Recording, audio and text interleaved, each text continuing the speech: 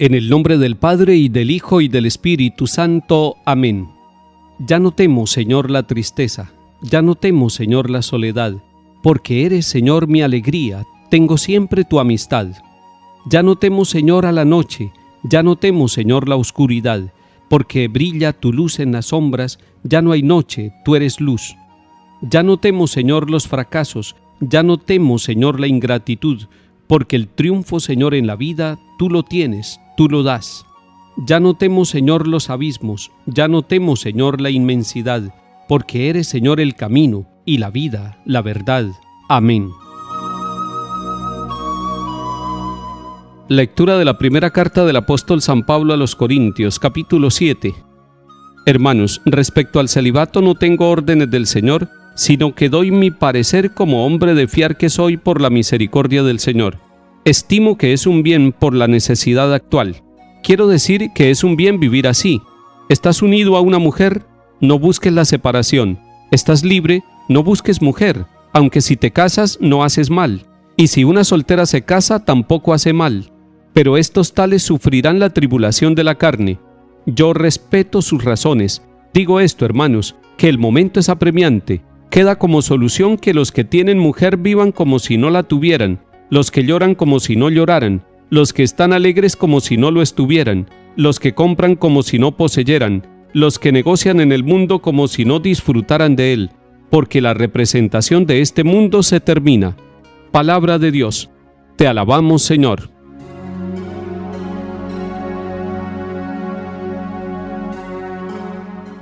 San Pablo con esta carta nos está evangelizando y está evangelizando a su comunidad de Corinto con un tema especial, la sexualidad, la vida moral de la sexualidad de cada uno de nosotros los bautizados.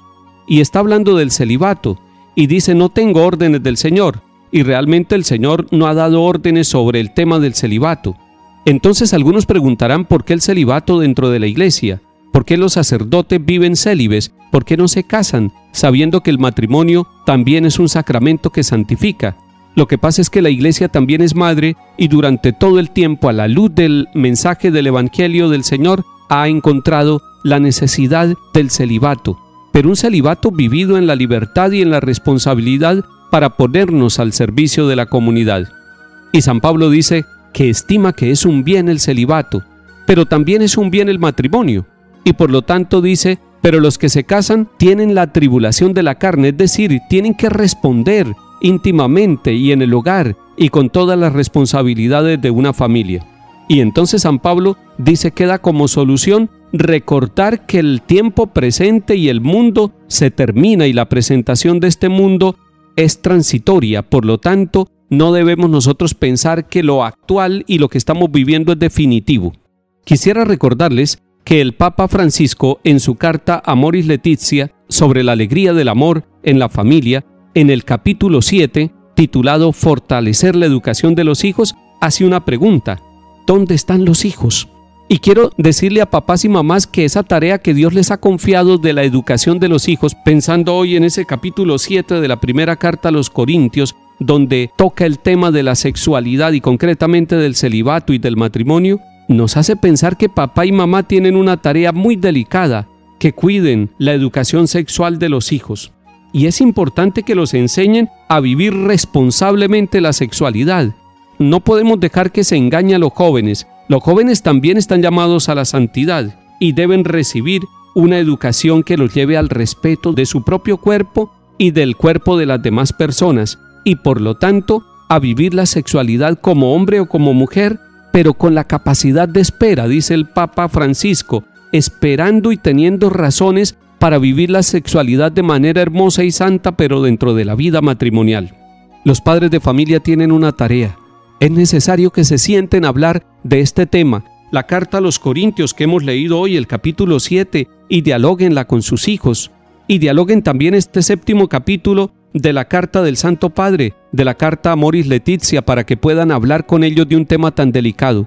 A veces a los papás les da pena, se ruborizan hablar de este tema y los hijos también. Y a veces delegan este tema para que otros formen a los hijos en el tema de la ética, de la responsabilidad sexual y de la espiritualidad de la sexualidad. Y sin embargo, la mejor escuela de educación en este campo sigue siendo el hogar, sigue siendo la familia. Allí se descubre la manera de ser persona, de ser varón o de ser mujer, con todas las cualidades, con todas las responsabilidades que el Señor nos da. Cuiden a los hijos de la pornografía. La pornografía es un virus que daña a jóvenes y adultos. La pornografía se burla del cuerpo humano. La pornografía quita un valor tan grande que hay en cada uno de nosotros, que es el pudor. Ojalá que ustedes hablen del tema de la pornografía, no para amenazar a los hijos, sino para prevenirlos, para que no caigan en esa esclavitud que los lleva a irrespetar el cuerpo propio y el de los demás, olvidando que nosotros, como nos va a decir San Pablo en estos días, somos templo del Espíritu Santo.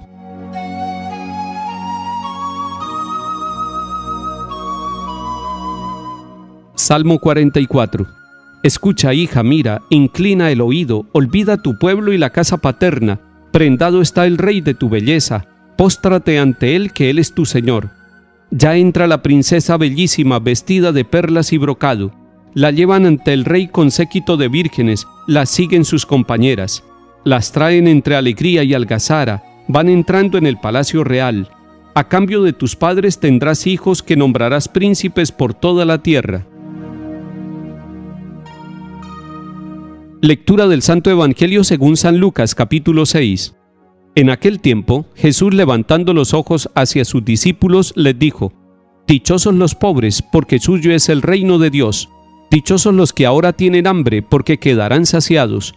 Dichosos los que ahora lloran, porque reirán. Dichosos ustedes cuando los odien los hombres y los excluyan y los insulten y proscriban su nombre como infame por causa del Hijo del Hombre. Alégrense ese día y salten de gozo, porque su recompensa será grande en el cielo.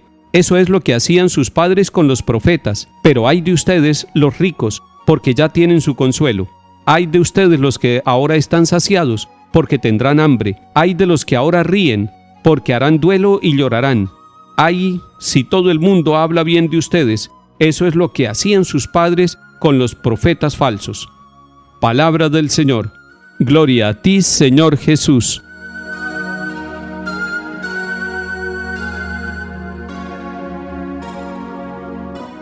Miremos en este capítulo 6 de San Lucas al Señor Jesús. Centremos nuestra mirada, nuestro corazón, nuestra mente, nuestra inteligencia para que Él nos hable, así como le está hablando a sus discípulos. Está allí en un llano, ha llamado a los 12 después de una noche de oración, los ha escogido para que estén con Él y para enviarlos a predicar. Pero está con ellos en este momento y con una multitud que ha venido para oírlo y para buscar el consuelo y la sanación en medio de sus enfermedades. Y allí el Señor Jesús está educando, está enseñando y orientando a sus discípulos y a la multitud que lo sigue. Esto nos hace bien a nosotros. Preparémonos para reflexionar esta enseñanza del Señor Jesús y llevarla a nuestra vida. Jesús nos dice que hay una dicha, que hay una felicidad, que hay la felicidad del reino de Dios que es distinta a la felicidad que nos ofrece el mundo. La felicidad del reino de Dios y de los seguidores de Jesús empieza por vivir la pobreza, por asumir las condiciones de hambre, incluso de llanto, de tristeza, de odio y de persecución.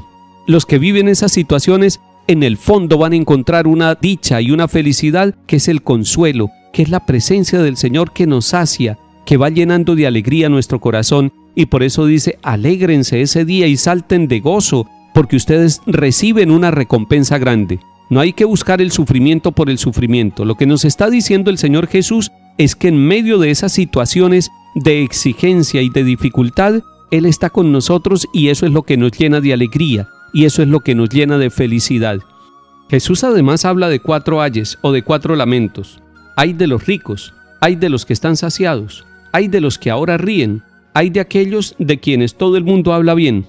Lo que está diciendo el Señor Jesús es que hay riquezas que son pasajeras, que hay alegrías que son superficiales, que hay momentos donde nos sentimos saciados y sobrados, pero materialmente, que hay momentos en que estamos con la carcajada pero no estamos felices, que hay momentos en los cuales estamos aparentando lo que somos y por eso todo mundo habla bien de nosotros, pero en el fondo tenemos nuestras dificultades. El Señor Jesús nos está hablando de una dicha y de una felicidad sincera que nos la trae Él, solamente Él. Busquemos ser nosotros de los dichosos discípulos del Señor Jesús, y cuando estemos en medio de las dificultades, sepamos que hay una alegría muy grande, la presencia del Dios misericordioso con nosotros. Que el Señor nos bendiga en el nombre del Padre, y del Hijo, y del Espíritu Santo. Amén.